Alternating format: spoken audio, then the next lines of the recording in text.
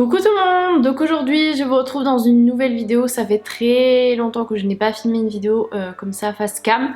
Comme vous l'aurez vu dans le titre, aujourd'hui je vais vous parler du concours puéricultrice. J'ai déjà filmé cette vidéo il y a 2 semaines, donc elle aurait dû déjà sortir bien plus tôt.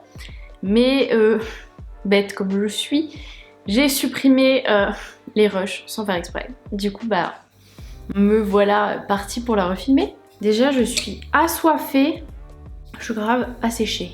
Je vous ai déjà montré ma petite gourde dans mes vlogs, mais si j'y pense, je vous remettrai le lien dans la barre d'infos. Je l'avais pris sur Amazon. Ceci n'est pas un placement de produit, bien sûr. Bon, par où commencer?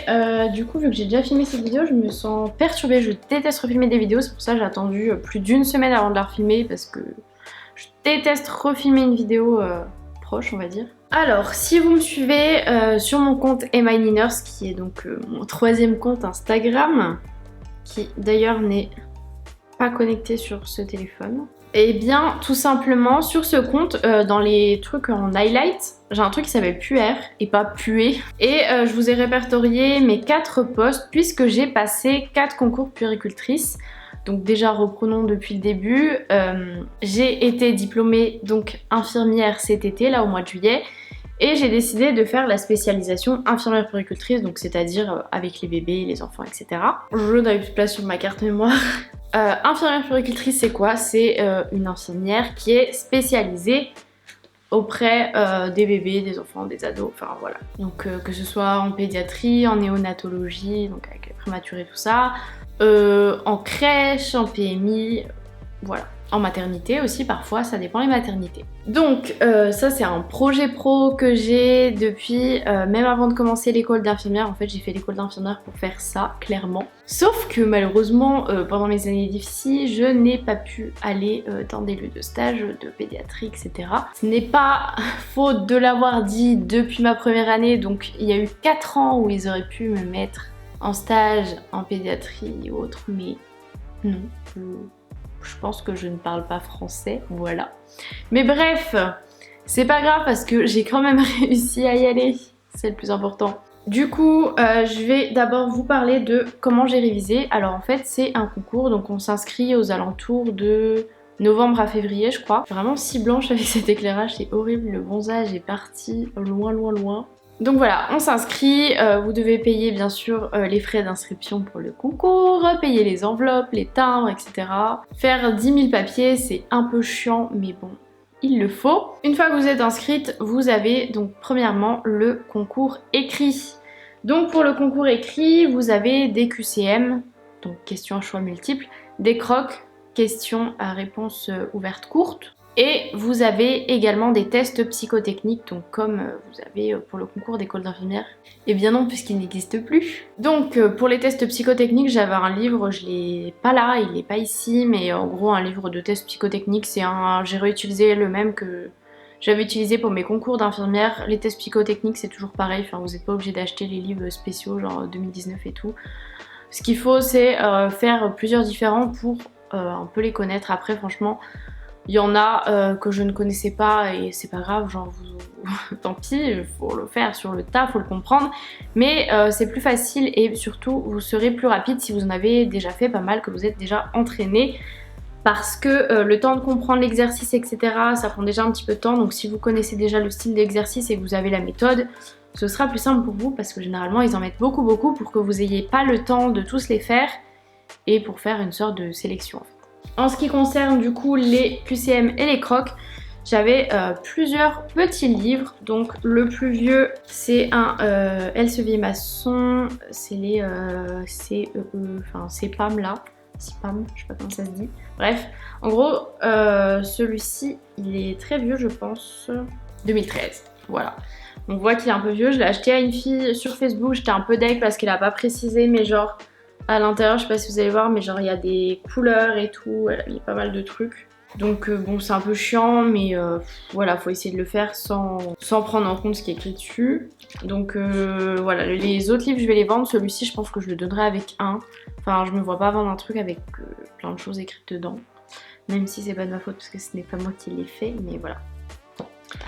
Je me suis entraînée à les faire, je les avais tous recopiés en fait sur ordinateur, enfin tous, pas tous mais la plupart. Je les avais recopiés sur l'ordi, je m'étais fait des sortes de fiches en fait avec tous les items. J'avais également celui-ci qui est, en gros, vous voyez, c'est celui plus récent. Celui-ci il doit être de 2017. Donc voilà, franchement pas mal du tout. C'est pareil, le même système. Franchement c'est bien expliqué, il y a les crocs et tout. Celui-ci est tout neuf, donc il n'y a rien écrit dessus, je l'avais acheté neuf. Et en dernier j'avais celui-ci, donc 2018, avec pareil les mêmes choses à l'intérieur. Et à la fin celui-ci avait certaines situations qui pouvaient vous servir plutôt pour l'oral, donc ça c'est vraiment pas mal. Je crois pas qu'il y en avait dans l'autre. Par contre faites attention quand même, parce que même si c'est tiré d'anciens concours des autres années, il se trouve qu'il y a certaines fautes dans ces livres. Je ne les ai pas notées, mais j'étais sur un groupe Facebook de concours puéricultrices et il y en a certaines qui avaient donné des fautes, et il y a certains trucs, franchement si vous n'êtes pas sûr, recherchez genre sur internet ou quoi, parce que moi des fois il y a des trucs je me disais mais non c'est pas ça en fait. Donc je sais pas s'ils se sont trompés en copiant les questions ou ils se sont trompés carrément pour le concours, mais là si c'est ça franchement ça craint.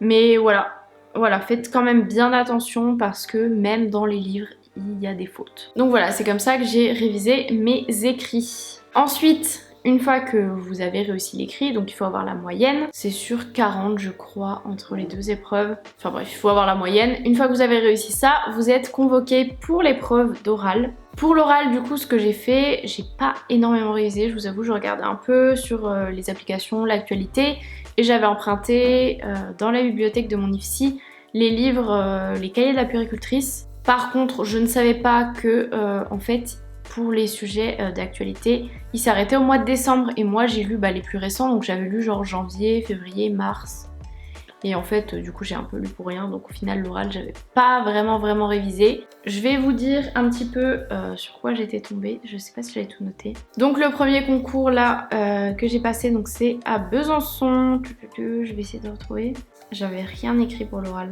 Le concours à Lyon, j'avais rien noté à part qu'on était 239 étudiants et qu'il y avait 72 places, 80 au total, mais il y avait des reports, si ça peut vous intéresser pour savoir à peu près combien on était. Ensuite Dijon, on était 51 à l'écrit, enfin en tout pour au final 22 places. Et Strasbourg, on était 171 pour 45 places. J'avais pas fait d'update en fait sur les oraux, je pensais que j'avais noté les sujets mais non. Je me souviens juste qu'à Besançon j'étais tombée sur les violences éducatives ordinaires, et franchement les autres je ne me souviens plus, c'est abusé.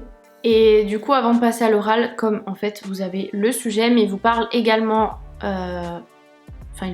vous parlez de vos motivations. Moi ce que je m'étais fait, c'est que je m'étais fait en fait une feuille avec toute ma présentation. Donc pour les concours, vous n'avez pas forcément toujours l'occasion de dire tout ça parce qu'il y en a qui vont pas vous demander. Ils vont juste vous poser des petites questions, mais certains qui vont vous dire vous présentez votre sujet et après vous vous présentez. Du coup, donc la présentation, comment je m'appelle, mon expérience, quel âge j'ai, les stages que j'ai fait, pourquoi je suis là, pourquoi j'ai envie de passer ce concours, et c'est vraiment le plus important à travailler, vraiment.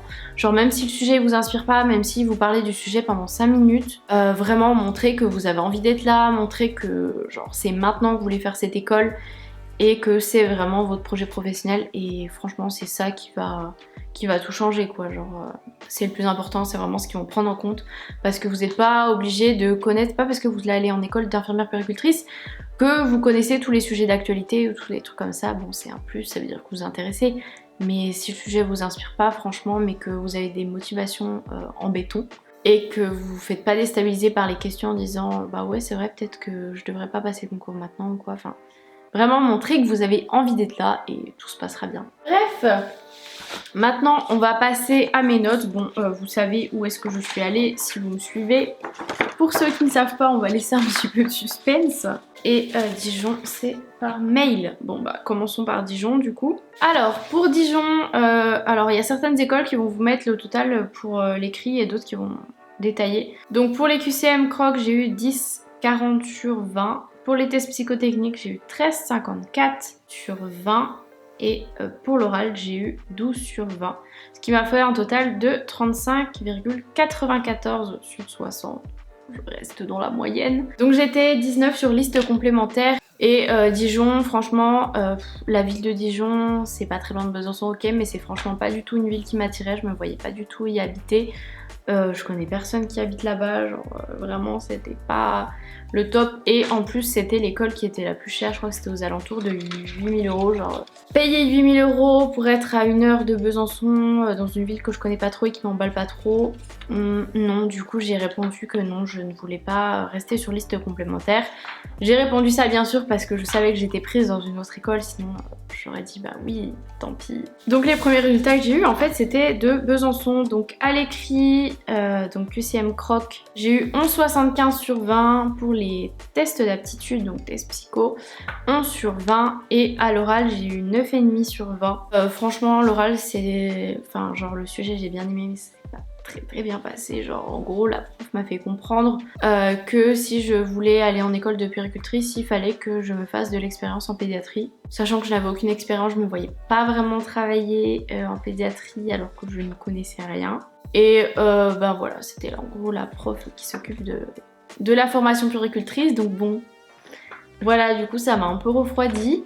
Au final j'ai été 21e sur liste complémentaire, j'avais pas dit non je ne veux pas y rester, j'avais dit oui je garde ma place.